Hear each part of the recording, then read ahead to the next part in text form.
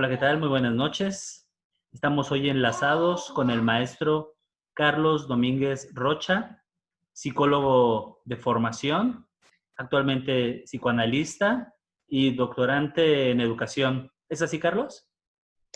Claro que sí, Mariano. Buenas noches a las personas que por ahí puedan ver y nos vean en algún tiempo en este enlace. Ok. Mira, para mí es un placer y es un honor tenerte con nosotros para la revista digital Leica.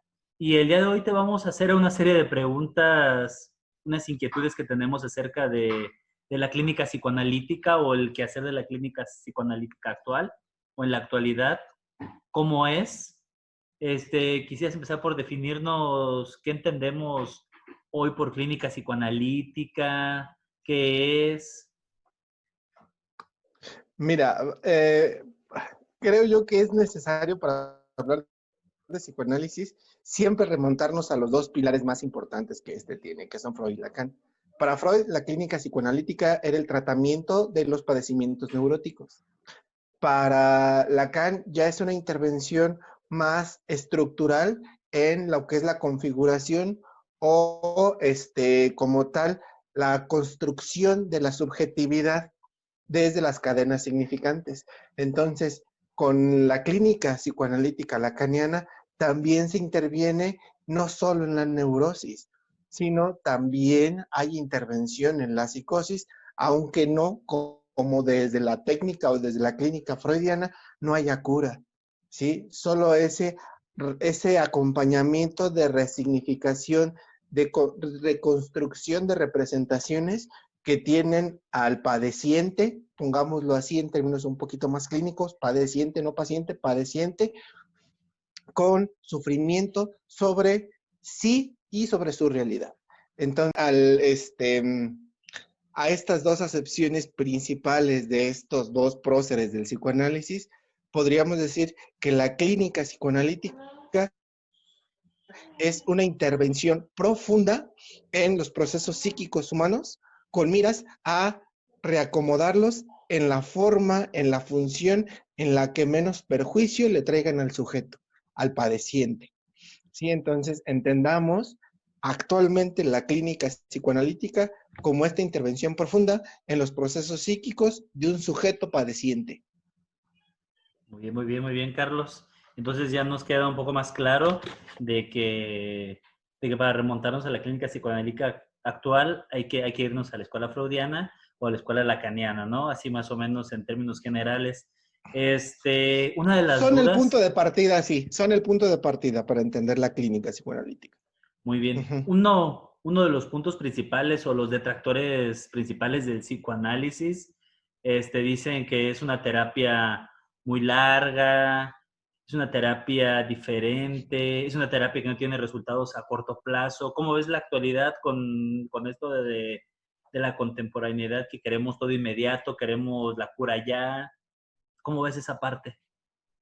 Pues mira, la actualidad pide todo de manera pronta, inmediata, como si fuera la exigencia, la demanda es lo inmediato, casi lo milagroso. O sea, paradójicamente se cree menos en cuestiones religiosas, espirituales, pero se apela más a esta resolución mágica de los problemas. O sea, hay una resistencia a las cuestiones místicas, abstractas, metafísicas, pero sí hay una constante recurrencia a la resolución de manera prácticamente mágica de cualquier problema. Ya cada vez hay menos resistencia a el malestar, a la incomodidad, al dolor, al sufrimiento, a lo que no es como yo quiero que sea. Esa cuestión nos pone sí o sí en esta exagerada inmediatez, en este exagerado consumismo pronto e inmediato, en este sobredesbordado cumplimiento de deseo que me tiene en angustia aplazarlo aunque sea un instante, ¿sí? Sí, el tratamiento, la clínica psicoanalítica es tardada. ¿Por qué? Porque como te decía, en la concepción, al ser una intervención profunda en los procesos psíquicos, lo que estamos haciendo es generar un autoconcepto, una idea de ti una construcción significante, significativa de ti y para los demás. Y para construir eso, no se puede hacer desde un discurso, desde ese monólogo de lo que yo soy, de lo que yo hago, de lo que yo pienso, cómo lo expreso, cómo me muevo desde la palabra en mi realidad. No lo puedo hacer en un mes, en 2 meses, ¿sí? Incluso en la clínica psicoanalítica, que lo extrae mucho de la filosofía, el tiempo no se mide en calendario, en reloj, ¿sí? Sino en la configuración de un nuevo concepto, de un nuevo significante para el sujeto, que le puede funcionar o no a su realidad, pero es principalmente para el sujeto. Para yo configurar como parte de mi autoconcepto la pura idea o la noción de ser una persona prudente, necesito primero familiarizarme con el concepto, comprender, conocer el concepto, empezarme a apropiar de las características sociofuncionales, integrales, introyectadas que ese concepto tiene, empezarme a pegar a todo lo que implica ese concepto en cuanto a lo que es aplicación en el discurso, aplicación en la palabra, aplicación en la conducta, en la realidad. ¿Sí? Desde que ingresa en mí por primera ocasión el término prudente hasta que lo puedo yo ejemplificar con mi conducta, mi comportamiento, mi forma de ser, de pensar y de hablar, pueden pasar incluso años. En lo que ese solo concepto madura en mi psiquismo, se hace parte de mi psiquismo, de mi subjetividad. Entonces, al yo meter ese nuevo concepto en mí, al yo ingresar y ponerlo como se vería un poquito en la película del origen de bueno, que protagoniza Leonardo DiCaprio, para ponerlo en esa profundidad y llegue a exteriorizarse de manera ya integral en la subjetividad, en el psiquismo de un sujeto, pueden pasar años. Entonces, lo que se hace en la clínica es eso precisamente, como que propiciar que esos conceptos originen en el psiquismo de la persona un nuevo concepto de sí para que se exteriorice cuando sea necesario exteriorizarse. Y no se puede hacer en poco tiempo. Implica sí o sí un tratamiento largo y pesado. Pero como se ve en la clínica, como lo llego a trabajar yo en la clínica, es, a ver, en estricta lógica, si es que nos vamos por una lógica temporal, en el tiempo que llevas padeciendo lo que te aqueja, con estricta lógica requeriríamos del mismo periodo de tiempo para subsanar eso que te aqueja. Si llevas un año con una cuestión depresiva, requeriríamos de un año para salir de esa cuestión depresiva.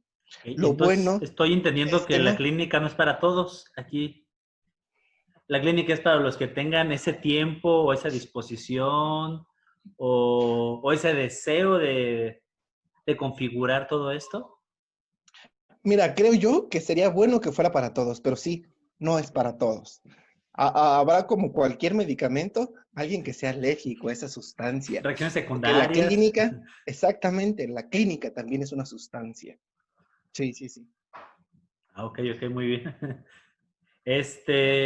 Otro de los detractores, por ejemplo, de la terapia psicoanalítica, recuerdo que mencionaban que Freud era muy pansexualista. Desde mi punto de vista, yo creo que de repente se ha malinterpretado a Freud en eso, pero se nos queda porque vemos una actividad del niño, una actitud del niño, una actitud de los adolescentes o del adulto, y todo se encasilla a que es de origen sexual o tiene un origen sexual. Mira, no es que tenga el origen sexual, sí tiene un foco de atención en la sexualidad.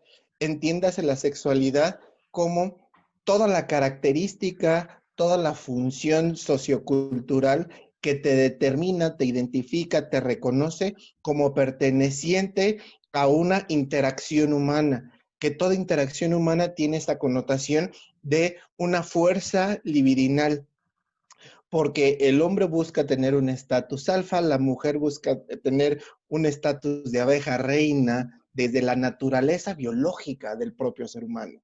Entonces, en la misma biología hay todavía esos rasgos arcaicos y primitivos de ser el estatus más alto en cuanto a lo que es la interacción humana, de que sea mis chicharrones los que truenan, de ser el que tiene el falo más grande, representativamente hablando, ¿sí? Tanto el hombre como la mujer.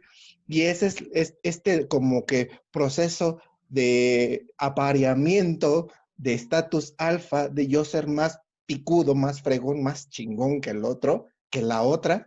Ese estatus pone a la sexualidad como el foco de atención que liga lo biológico con lo psicológico. La sexualidad es el puente más fuerte que hay entre lo psíquico y lo biológico, porque tiene un rango de temporalidad semejante en cuanto a lo que es la necesidad biológica.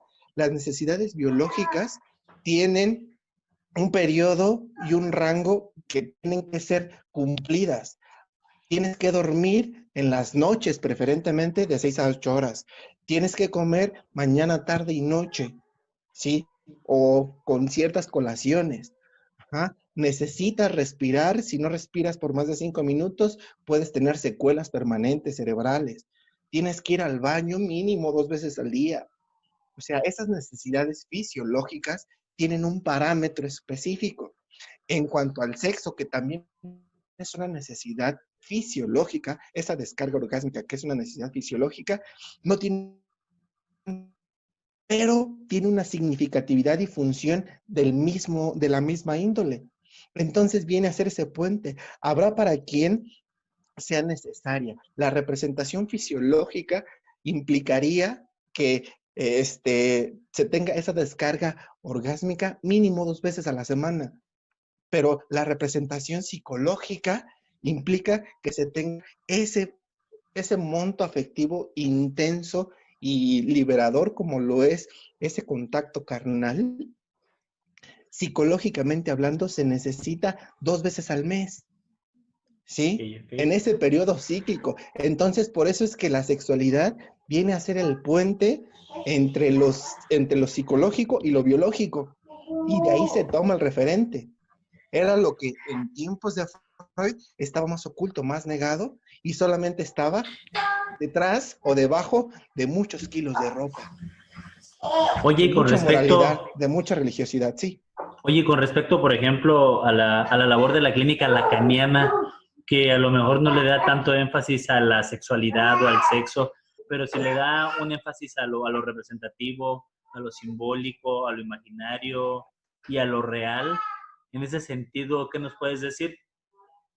Mira, una de las tesis más fuertes que dice, que enuncia Lacan, es que no hay relación sexual, no existe la relación sexual. Es decir, que no hay ese vínculo integral platónico entre dos personas. Jamás lo habrá. Solo son intentos y aproximaciones, como el hecho de definir la cosa. Ujú. Y solamente hay aproximaciones. En cuanto a la relación sexual, también eso es, solamente hay aproximaciones. Y con esas aproximaciones, lo más cercano que tenemos para lograr esa completud, esa relación, son representaciones, son registros imaginarios y simbólicos, ¿sí? Solamente son ideas, pues. Aquí podríamos poner sobre la mesa la idea que se le critica a la concepción platónica de que el amor platónico es bonito porque es platónico. En cuanto empieza a convertirse en algo más de plano de realidad, deja de ser esa maravilla fantaseada. Entonces, la relación sexual desde la visión lacaniana tiene como esta premisa, que en cuanto empieza a ser una realidad, una función interpersonal, deja de ser esta idea de que se va a obtener una relación sexual y solamente es una aproximación desde significantes que en poco son compartidos. Ok, y se le quita ahí lo romántico, lo fantasioso, lo bonito, y empezamos a verlo Sí, de una o manera sea, más cruda. mira, tal vez no se le quita lo romántico desde la metáfora, ¿sí? Desde una acción poética, ¿sí? Que igual te digo, no me alcanza el lenguaje para expresar lo que fisiológicamente mi cuerpo eh, reacciona o lo que mi cuerpo manifiesta para con lo que estoy experimentando en esta interacción contigo. Entonces recurro a metáfora, recurro a analogías, ¿sí? A un desplazamiento de lo que siento con algo que solamente representa la poesía, ¿sí? Entonces la poesía, a pesar de que me distancia de la relación, me acerca. Esa es la paradójica que propone Lacan con esta cuestión de los significantes y las representaciones, que con la metáfora, con la metonimia, a pesar de que en el lenguaje me aleja, en la interacción me aproxima y me hace estar más cerca de lo que siento. ¿Sí? Muy bien, muy bien. Oye, y el trabajo fuerte del psicoanalista dentro de este espacio analítico, de este dispositivo analítico, ¿cuál es el trabajo más fuerte ahí del psicoanalista? Ah, pues hay varios. Principalmente, creo yo, todo lo que tiene que ver con la transferencia. ¿Sí? La transferencia es la, el máximo obstáculo y la más fuerte herramienta. De eso desde Freud, ¿sí? Y sigue siendo, incluso en Lacan, en la actualidad, el punto más fuerte a trabajar y el reto más grande del psicoanalista. ¿Qué hacer con la transferencia? Porque es una línea, es una telita muy delgada que se puede romper y fracturar muy fácilmente con un gesto del analista, ¿sí? Con una palabra del analista. Por eso es tan importante el silencio del analista. Por eso es tan primordial esta escucha latentemente desviada, esta como que atención flotante que estoy y no estoy, ¿sí? Pero para el padeciente, para el analizante, tiene que ser para él, para ella, evidente que estoy, aunque flotantemente no esté del todo. ¿Sí? Entonces, el reto más grande siempre, creo yo, ha sido la transferencia y lo sigue siendo. Todo lo que tiene que ver con la transferencia, el monto afectivo del otro hacia ti, ¿qué haces con ese monto afectivo? ¿Cómo lo encaminas a que reconfigure su estatus psíquico, etcétera, etcétera? Entonces, Oye, es la transferencia ese punto más fuerte, ¿sí? y hablando de retos, por ejemplo, aquí en México, en Latinoamérica, yo sé que en otros países, Argentina, Francia, Italia, en mismo Alemania, es diferente la clínica a la que se podría hacer aquí en México o aquí en Latinoamérica. ¿Qué retos representa en esta zona del mundo, en esta parte del mundo para el psicoanálisis, entrar como una terapia o entrar como un discurso efectivo que ayude o que solvente ciertas situaciones y problemáticas de las personas? Mira, creo yo en la poca, mucha experiencia que yo tengo en la clínica psicoanalítica y en la teoría e investigación psicoanalítica, no hay todavía una clínica psicoanalítica mexicana. No la hay al 100%. Todavía está ahí dando sus pininos, haciendo como que un pequeño collage de la escuela francesa, la escuela norteamericana, las influencias de los aportes de los psicoanalistas argentinos, alguno que otro todavía freudiano, que intentan hacer como que un rompecabezas de esas piezas y tratando de ponerlo a trabajar en la realidad psíquica del mexicano.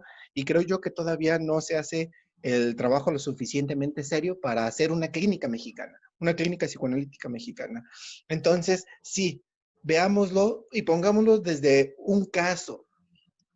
Lo que se hace en análisis es reestructurar la historia socioafectiva del padeciente, del analizante. ¿Sí? Al hablar de su historia socioafectiva, sí o sí nos remontamos también a sus ancestros, a sus vínculos parentales, con sus papás, con sus funciones paternales, maternales. Entonces estamos hablando de la misma historia de su cultura, ¿sí? De su civilización, de cómo sus significantes representativos de lo que es la ley, de lo que es la norma, de lo que es la libertad, de lo que es el amor, la felicidad, el hermano, la hermandad, la fraternidad, todo eso que son características y símbolos universales de la cultura. No que sean universales de todo el planeta, sino de universal en la cultura en la que se desenvuelve. Entonces, necesitamos sí obligarnos a investigar la cultura, la tradición, las costumbres, en términos junguianos, los arquetipos, ¿sí? Y el inconsciente colectivo de la cultura mexicana para empezar a ver el arraigo que tienen ciertos símbolos y representaciones en el sujeto que tal vez, y como se ve bastante en la clínica, no son del sujeto, sino son apropiaciones de su cultura, de su historia, que lo hacen sentir como si fueran propios y y que requiere desapropiarse. Pero para poderse desapropiar de algo que no es propio, valga la redundancia, primero tenemos que identificar de dónde viene esa apropiación, quién la heredó, quién la inculcó. Y eso nos lo va a dar la historia de la cultura, de la civilización en la cual se desenvolvió la historia del sujeto que está hablando. Ok, entonces nos estás refiriendo a que posiblemente tendremos que hacer un trabajo más responsable, más a conciencia, más serio acerca de nuestra cultura latinoamericana, nuestra cultura mexicana, para poder establecer lo que tú llamas una clínica psicoanalítica mexicana, una clínica que Pues podría estar en nacimiento o ya está en creo yo que el gestación. trabajo, creo yo que el trabajo se hace responsable. Nada más que como que este pasa en el psicoanálisis actual. Nadie dice esta boca es mía, ¿sí? Todos los psicoanalistas recurrimos, y recurrí yo igualmente al inicio de esta, desde Freud, desde Lacan, esos dos pilares, y me introduzco. Y nadie se quiere aventar a construir de manera integral esta clínica psicoanalítica mexicana. ¿Sí? ¿Por qué? Porque va a haber muchísimo que deje pendiente, ya sea un colegio de psicoanálisis mexicano, se puede meter simplemente por las cuestiones de la familia. Vamos a generar 200 textos de la familia mexicana, ¿sí? De la función paterna del padre mexicano, de la madre mexicana, del hijo mexicano, de la hija mexicana, de los abuelos, simplemente de lo que es familia y el arraigo que tiene el significante familia en la cultura mexicana, vamos a tardarnos 20 años en hablar desde lo inconsciente de este significante en México. Entonces va a ser una tarea bastante larga, bastante larga. Por eso creo yo que el trabajo es responsable, pero el peso de esta representación, de trabajarlo así, de irlo configurando, es a muchísimo largo plazo. Creo yo que requeriríamos, no sé, tal vez de 50 años de investigación, de práctica y de una técnica a partir de estas investigaciones que ya sea exclusiva de la realidad psíquica del mexicano. Ok, entonces seguiremos importando por ahora la escuela francesa, la escuela norteamericana, la escuela inglesa. Está muy movida los psicoanalistas argentinos, cierto pensamiento argentino en todas las áreas, no solamente en psicoanálisis, en filosofía, en educación. Seguimos importando eso todavía. Sí, pues en eso somos altamente, intelectualmente importamos. ¿Sí? Técnicamente, tecnológicamente, industrialmente importamos, ¿sí? O sea, muchas cosas de consumo incluso las importamos.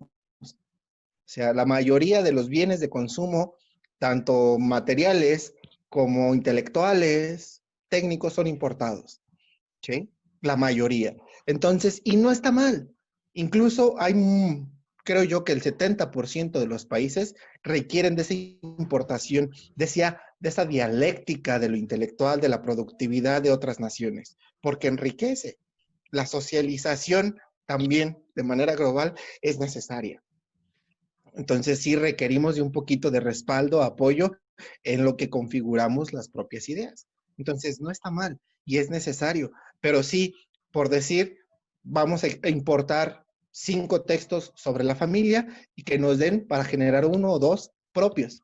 Tener como referente y hacer la investigación aquí y configurar un texto ya propio, nacional. Aquí sí los hay, pero todavía son muy pocos.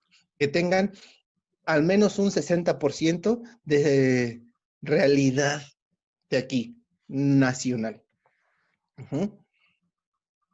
Ok, entonces, por ejemplo, Un ideal que a veces yo tengo sería tener la autarquía intelectual, ser autosuficientes intelectualmente. Está muy lejos llegar a eso. No creo que haya ni siquiera un país, o sea, China está Francia, con el, Alemania, China está con no el creo. famoso 2025, 2050. Creo que China pretende ser autárquico en muchas áreas de su vida productiva, de su vida intelectual. Entonces, China está aspirando a eso. Sí, o sea, utópicamente, eh, es un narcisismo que podría ser autorretroalimentado, ¿sí? No distraerte con algo que sea ajeno, pero precisamente la diferencia, la presencia de algo diferente, de algo novedoso, de algo renovado, hace que se reactive el proceso creativo. La otredad ¿Sí? Gran parte de lo que se dice, al menos en México, gran parte de las características del mexicano más vanagloriadas son el ingenio, uh-huh. esta característica creativa, que le llega algo y busca renovarlo, lo evoluciona, lo reconstruye, lo deconstruye, lo modifica para que tenga una funcionalidad no solo para la que fue creado, sino otra más. ¿Sí?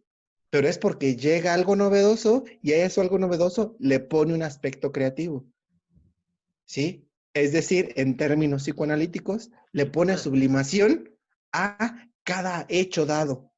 A un Encuentra hecho su área de dado, oportunidad ahí. a algo así, lo sublima, pues, Uh-huh. ¿sí? Habla de cierta resistencia a quedarse con lo dado, ¿sí? Algo me es dado y para yo adecuarlo a mi subjetividad, a mi ego narcisista, le pongo mi toque, Muy bien, muy bien. ¿sí? Oye, Carlos, ya para concluir, porque el tiempo se nos va agotando, se nos va disminuyendo aquí en estas redes sociales. A manera de conclusión, ¿hacia dónde va la clínica psicoanalítica en la actualidad, en la contemporaneidad? Mira, desgraciadamente, porque hay distintas células, simple y sencillamente de la escuela francesa hay 4 o 5 subcélulas. Una escuela milleriana, una escuela todavía muy lacaniana, otra escuela post-lacaniana que la llevan autores como Jean Alouche, este, ideologías de Italia, de España, de pues incluso de algunas zonas de la Europa más oriental, que tienen mucha influencia en Lacan, pero que son subcélulas y se pelean con Miller, que en teoría se dice que es el heredero nato de Lacan. Entonces, hay mucha disgregación, lo que podría hablar de que se está hablando desde distintas cuestiones inconscientes que podrían hacer que el psicoanálisis perdiera un poquito de presencia porque se está volviendo cada vez más casuístico, ¿sí? Lo que implica que pues, no va a tener ese aporte un poco más civilizatorio, porque se va a volver más de lo particular, ¿sí? Entonces, ese sería uno de los riesgos, pero a la vez, la producción teórica de todas estas subcélulas hace que se enriquezca la visión de. Entonces, teóricamente es bueno, clínicamente sí nos perjudica. La clínica, entonces, tiene que configurar de una forma un poco más académica la implementación de una técnica un poco más en pro de lo que llamaríamos salud mental, Uh-huh. ¿sí?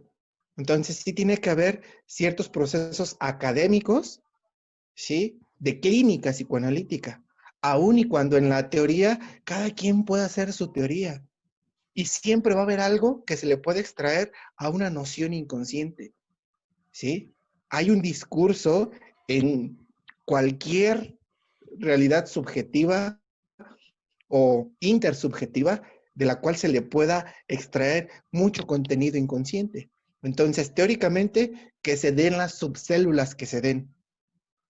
El psicoanálisis en general se sostiene sobre 3 pilares.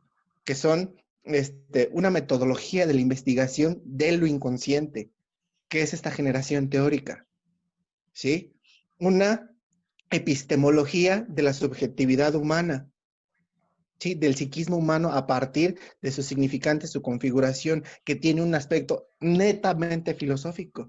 Y esta clínica de intervención en los padecimientos mentales, en los padecimientos psíquicos. Entonces, en base a estos tres pilares, ¿sí? Creo yo que el fuerte tiene que ser este respaldo epistémico para que tanto en la clínica haya fundamentos de tratamiento, de técnica y de reparación psíquica, por llamarlo así. Y también en la teoría, en esta metodología de la investigación, que tenga este respaldo epistémico para que no nada más se hable como un soliloquio, ¿sí? Como un mero testimonio, sino que también tenga este respaldo. Entonces, estas dos líneas prácticas a las que le está teniendo ahorita el psicoanálisis, a lo que le está apuntando a lo que es teoría de todo y, y clínica, tienen que tener ese respaldo epistémico, ¿sí? Entonces, la clínica, creo yo, le tiene que apuntar más a procesos académicos en los cuales haya un poco más de integralidad en la técnica, aunque sean acordes a cada grupo cultural, a cada civilización, pero tiene que apuntar a fin de cuentas a una salud mental. Muy bien, muy ¿Sí? bien. Mi estimado Carlos, creo que el tiempo se nos ha agotado. ¿Dónde te Ok. podemos localizar? Tu contacto para alguien que quiera tener alguna consulta contigo, alguna cuestión Mira, ahí. en mis redes sociales o con mi número de teléfono, ya alguien que me contacte por redes sociales, ya de forma un poco más personal, les podemos dar el número de teléfono. Mis redes sociales, Twitter, Facebook, Instagram, son los que tengo. En Facebook aparezco como Carlos Necio Domínguez, en Twitter como @caballeronecio, en Instagram como @Carlos Necio Domínguez. Muy bien, Sí, muy así me bien. Ya lo pueden estaremos, encontrar. ya lo estaremos También por poniendo ahí en el tengo un video. canal de YouTube, sí, que en el cual me he retrasado por cuestiones de trabajo, pero ya lo voy a seguir alimentando con material. Y también en ese canal de YouTube que es Carlos Domínguez, ¿sí? Entonces también por ahí me pueden encontrar. Muy bien, Carlos. Pues muchísimas gracias por tu aporte a la clínica psicoanalítica. Nos has abierto un poquito más la mente, nos has hecho pensar diferentes cosas y pues seguimos en contacto contigo para otros temas con respecto al psicoanálisis, a filosofía y a educación. Te agradecemos mucho tu participación esta noche y pues estamos en contacto, Carlos. Gracias. Pues un saludo a todos y para eso estamos. Saludos. Hasta luego. Buenas noches.